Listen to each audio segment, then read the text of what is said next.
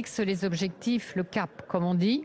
Et je crois que le président de la République est dans son rôle pour dire aux Français, on va y arriver. Et c'est vous qui allez y arriver par vos efforts, c'est vrai, mais aussi par votre contribution à la création de richesses nationales. Et à l'appui de ce cap, il indique quelques bons indicateurs, justement, en matière de production industrielle, en matière aussi d'un certain renouveau des entreprises, d'un appétit pour aller à l'international. Et en même temps, il confirme l'objectif numéro 1, faire reculer le chômage. Oui, mais les chefs d'entreprise, eux, ils lui répondent, nous, on voit rien venir. Hein. Ils voient venir quand même les mesures qui ont été prises, parce que j'étais à Mâcon lundi, j'ai visité 2 entreprises et je leur ai demandé de quelle facilité bénéficiez-vous de la part de l'État. Ils m'ont répondu crédit impôt recherche, crédit impôt compétitivité. Donc ils connaissent et ils utilisent. Donc ce qu'il faut, c'est que le moteur investissement reparte. Et ces facilités leur permettent d'augmenter leurs marges, qui sont faibles s'agissant de petites et moyennes entreprises innovantes, et d'investir et de créer de l'emploi. Vous pensez que la France aujourd'hui est sortie de la récession ? En tout cas, 2 trimestres consécutifs ont marqué techniquement la récession en France, dans une zone euro très fragile, où la reprise est lente. Nous ne reviendrons pas des taux de croissance tels que nous les avons connus à certaines époques glorieuses, mais je pense qu'effectivement, un certain nombre de moteurs se remettent en route. Et moi, je suis bien placée pour le voir, parce que le commerce extérieur apporte une contribution à la croissance, et je vois que les entreprises ont de plus en plus d'appétit pour aller chercher, y compris sur des marchés lointains, la croissance qu'elles ne trouvent pas toujours en Europe. Est-ce que toutes les hausses d'impôts, Nicole Bricq, ne vont pas peser sur le potentiel de redressement justement économique ? Mais les hausses d'impôts dont vous parlez... 10 milliards de hausses d'impôts quand même, la TVA, les droits de mutation, les cotisations sociales, le quotient familial.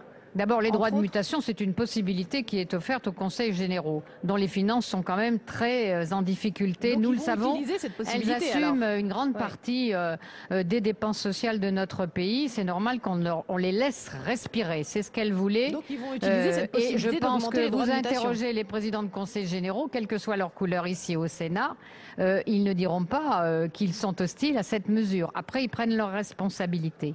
C'est ça. Est-ce que ces 10 milliards de hausses d'impôts ne vont pas gréver le potentiel de redressement de la France ? Vous faites les comptes, mais vous faites les comptes uniquement en hausse d'impôts. Il y en avait une qui était prévue pour financer justement le crédit impôt compétitivité emploi. C'est la hausse de la TVA. Elle était prévue, ce n'est pas une surprise. Pour le reste, regardez, il y a beaucoup d'économies qui ont été présentées hier par le Premier ministre, économies qui accompagnent aussi des mesures de simplification administrative. Moi, je vois les entreprises. Et concernant l'évaluation que j'ai rendue hier du dispositif public à l'exportation, que me disent-elles ? 1000 on a interrogé dans la période d'évaluation. Elles disent « simplifiez-nous la vie ». Moins de normes et plus de facilité. Et je crois que les mesures qu'a présentées le Premier ministre hier vont dans le sens réclamé par les entreprises. Parce que simplifier la vie des entreprises, c'est aussi leur faire gagner du temps, donc de l'argent. Simplification, mais pas forcément économie à la clé. Écoutez, la liste a été présentée hier. Quand on regroupe des acteurs, on fait forcément, au bout d'un certain temps, des économies structurelles. Et il faut en faire. Je crois que on nous l'a demandé, notamment l'opposition nous a toujours demandé, mais dites-nous où vous faites des économies. Et là, on le dit très clairement. Et l'opposition dit qu'elle n'est pas encore satisfaite. Alors il faudrait savoir. L'Élysée souhaite remobiliser les troupes, le Parti socialiste, mais aussi les ministres autour de François Hollande, autour du président de la République, pour mieux défendre les actions engagées. Ça va notamment se faire sans doute aux universités d'été de La Rochelle pour le Parti socialiste. Est-ce que finalement le gouvernement n'est pas assez mobilisé pour relayer cette parole présidentielle ? Écoutez, je Si crois ce que... besoin de mobilisation se fait tant Je sentir. crois que les uns et les autres, nous nous déployons en région, nous allons voir les entreprises, tout le pôle économie, nous sommes mobilisés justement non seulement pour défendre les positions du président de la République, mais surtout de donner l'espoir aux Français. Et mon message, c'est celui que je porte. La France peut trouver sa place dans la mondialisation. C'est pas parce qu'elle a raté la première marche qu'elle ne peut pas aller en haut de l'escalier. Et moi, je suis complètement mobilisée dans ma mission et j'observe que tous mes collègues le sont aussi dans leur portefeuille, mais aussi de manière politique. Car si on regarde les choses où nous les avons prises l'année dernière, je pense que sans tirer un bilan qui serait hâtif, on voit bien que tous nos efforts sont tendus pour la réussite de la France et des Français. Vous dites espoir pour les Français, mais peut-être aussi rassurer une majorité qui doute souvent en ce moment. On entend la grogne des parlementaires, des sénateurs, des députés socialistes. Ce que je constate, c'est la réalité. Et la réalité, c'est que tous les grands textes ont été votés. Hier encore, la loi bancaire, elle a été votée. Certains parlementaires de gauche disent on a toujours l'impression d'être dans le flou. Écoutez, je ne sais pas quels sont leurs sentiments s'ils sont dans le flou. Moi, je suis dans le réel et je vois bien qu'au Parlement, tous les grands textes ont été votés et tout le monde s'est retrouvé hier dans les jardins de Matignon, autour du Premier ministre Jean-Marc Ayrault. Il y avait toutes les couleurs de la gauche qui étaient là. Donc vous dites bilan de la première année, bilan accompli pour l'instant. C'est pas le moment de tirer un bilan. Le bilan, il se tirera. C'est les Français qui le tireront sur le quinquennat. Mais c'est vrai que tout a été mis en place pour accompagner les entreprises, pour dire aux Français, c'est vrai, on demande un effort, mais cet effort paiera. Merci Nicole Bricq d'être venue en direct aujourd'hui sur notre plateau. Vont maintenant nous rejoindre Jean Arthuis, sénateur centriste de la Mayenne. Merci de vous installer ici, ancien président de la commission des finances du Sénat, et Alain Anziani, sénateur socialiste de la Gironde. Jean Arthuis, vous avez écouté Nicole Bricq, j'imagine que vous ne partagez pas tout à fait cet optimisme. Non, je pense que le président de la République, le gouvernement sont dans leur rôle en faisant preuve de beaucoup d'optimisme. Mais je ne vois pas la croissance. Elle est un peu comme l'horizon qui se déplace devant nous au fur et à mesure que nous avançons. J'observe d'ailleurs que le gouvernement prend d'étranges décisions. Il n'y a pas si longtemps, il nous rappelait à nos devoirs. Je suis président d'un conseil général. Nous essayons de tenir les dépenses publiques. Et voilà que le gouvernement prend des décrets revalorisant la rémunération des travailleurs sociaux. Dans un département comme le mien, c'est 250 000 € de dépenses supplémentaires chaque année. Et le gouvernement vous donne aussi, par le biais des droits de mutation, plus ou moins de marge de manœuvre financière. Oui, mais ça veut dire quoi? Ça veut dire augmenter l'impôt. Pensez-vous qu'on puisse réactiver le marché immobilier en augmentant de 3,8 à 4,5% les droits d'enregistrement sur les transactions immobilières? Je ne le crois pas. C'est une hausse d'impôt. À quoi sert-il de dire qu'on n'augmentera pas les prélèvements obligatoires alors qu'on invite les élus locaux à faire les poches des contribuables? Ce sont là des signaux contradictoires. Il y a des réformes structurelles qu'il faut entreprendre pour retrouver de la compétitivité, retrouver de la croissance et de l'emploi. J'ai peur, par exemple, à propos des retraites, que ceci aboutisse à un supplément de cotisations qui ne feront que pénaliser le coût du travail et donc la compétitivité. Alors là, Bernard Cazeneuve, le ministre du Budget, annonce un abattement exceptionnel de 25% sur les plus-values des résidences secondaires. C'est une annonce que vous attendiez, Alain Anziani? Non, mais je voudrais d'abord apporter une précision. J'ai bien entendu ce que disait M. Arthuis à l'instant. Il nous parle que le gouvernement veut faire les poches des contribuables. Mais permettez-moi de vous dire que la difficulté, c'est que les poches de l'État sont percées. Voilà bien la difficulté. Elles sont percées, les caisses ne sont pas vides. Les caisses sont en fait ouvertes sur un abîme. Et donc la première préoccupation évidemment du gouvernement, c'est de commencer à renflouer 1900 milliards de dette publique dans ce pays. 1900 milliards. Vous ne pouvez rien faire. Vous passez finalement votre temps à rembourser les banquiers plutôt qu'à construire des routes ou à construire des écoles. Voilà la situation de notre pays. Donc il faut faire des économies, on vit au-dessus de nos moyens. Donc il faut faire évidemment des économies, bien sûr. Donc il faut aussi faire des ajustements fiscaux. Le gouvernement l'a fait dans la première année. C'est un chemin qui est un chemin difficile qui est un chemin long, tortueux, mais qui est inévitable. Mais sur ce constat, je suis totalement d'accord. Je pense qu'il est important que nous cessions de nous quereller, majorité, opposition. Nous sommes, droite, gauche, centre, dans l'obligation de revoir notre façon de gouverner le pays et de nous illusionner.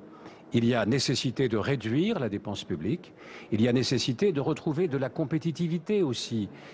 Je pense que le crédit d'impôt compétitivité emploi ne suffit pas.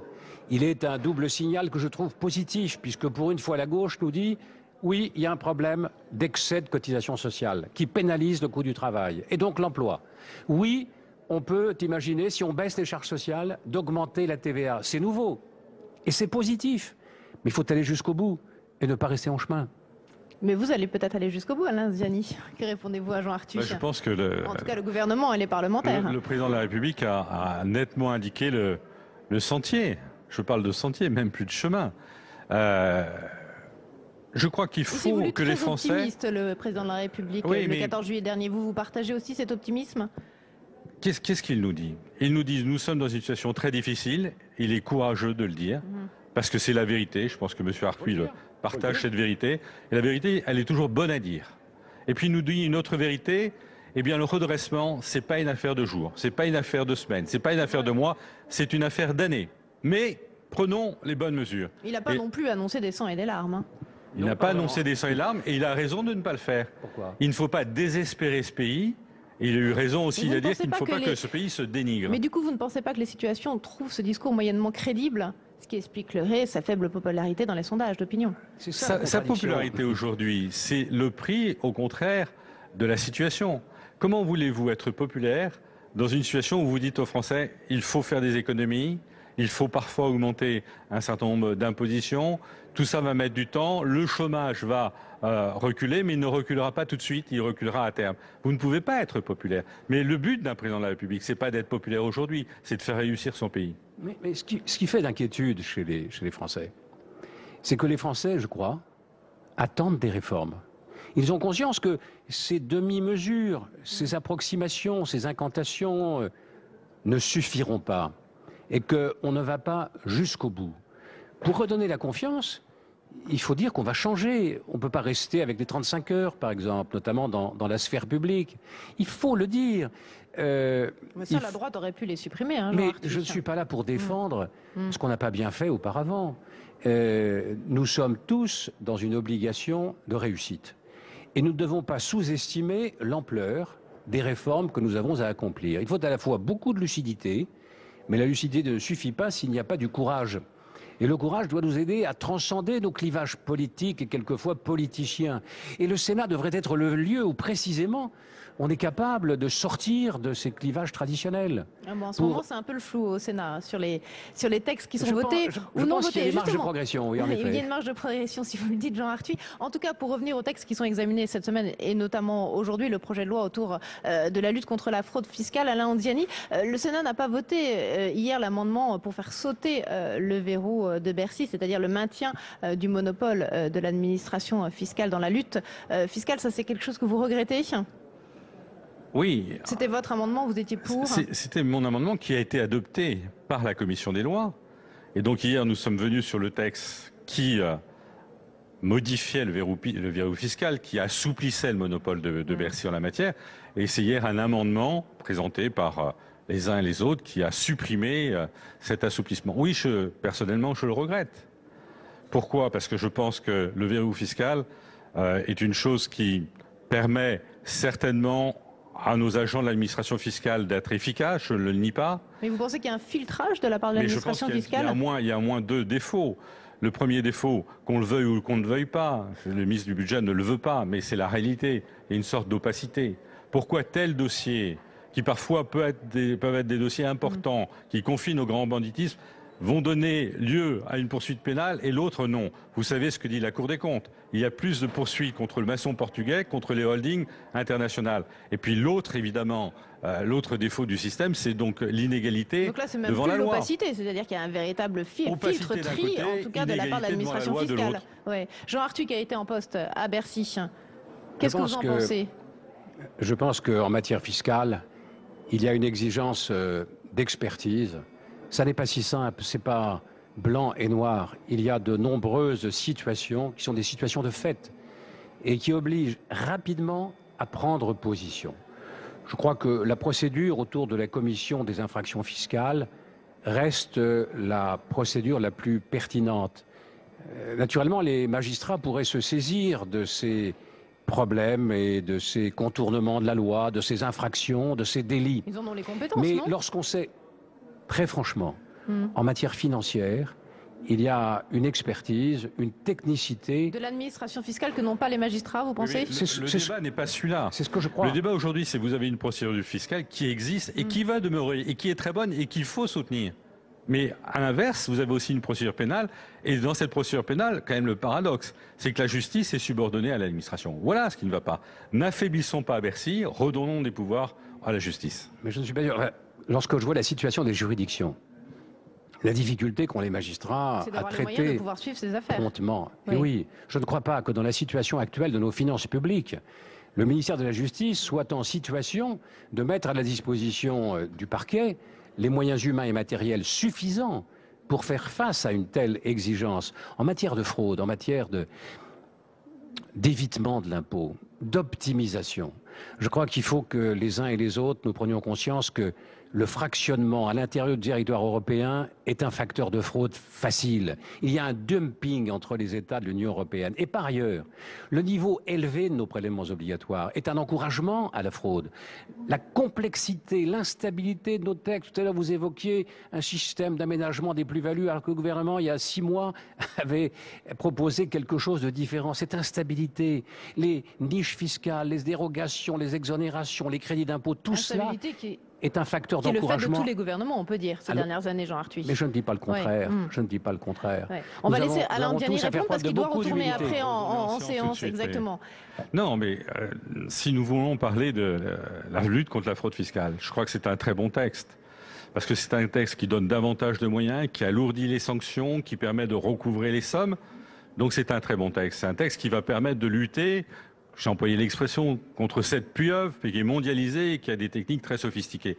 Et donc, c'est des milliards. Hein, la fraude fiscale, c'est entre 40 et 80 milliards.